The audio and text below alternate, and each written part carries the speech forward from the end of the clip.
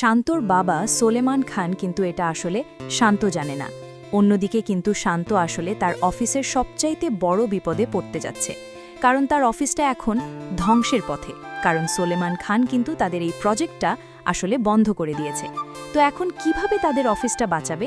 তো গরিবের বউ কোটিপতি নাটকের ৩ নাম্বার এপিসোডে কি ঘটতে চলেছে এবং কবে আসবে, কোথায় থেকে সর্বপ্রথম দেখতে পারবেন, সবকিছু বিস্তারিত আপডেট জানাবো আজকের ভিডিওতে।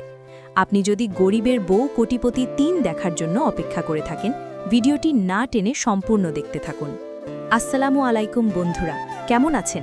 আশা করি সবাই অনেক অনেক ভালো আছেন। তো বন্ধুরা, গরিবের বউ কোটিপতি ৩ নামের এপিসোডে কিন্তু আমরা দেখতে পারবো শান্তর আসল পরিচয় বেরিয়ে আসবে। সেইখানে আসলে শান্ত তার বাবাকে মেনে নেবে, নাকি শান্তর বাবা কি শান্তর আসল পরিচয় জানার পরে কি সব প্রজেক্ট আবার ফেরত দেবে? তো এটা দেখতে পারবেন পরবর্তী এপিসোডগুলোতে।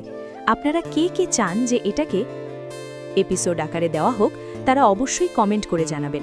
তো এবার বলা যায় যে আপনারা কোথায় থেকে দেখতে পারবেন সর্বপ্রথম। তো এটা জন্য ফিল ফ্যাক্টরি ইউটিউব চ্যানেলে আপনারা পেয়ে যাবেন এই নাটকের ৩ নাম্বার এপিসোড, মানে যেখানে ১ এবং ২ রিলিজ করা হয়েছে। সেই চ্যানেলে আপনারা এই গরিবের বউ কোটিপতি ৩ নাম্বার এপিসোড দেখতে পারবেন।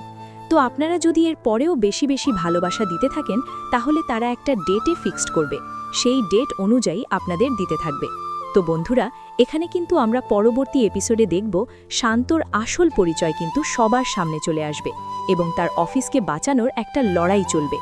অন্যদিকে যখন বৃষ্টি জানতে পারে যে শান্ত আসলে সোলেমান খানের ছেলে, সে এখন জানার পরে অনেক খুশি হয়, কারণ তারা বলে যে সেও আসলে তাদের মতন বড় লোক।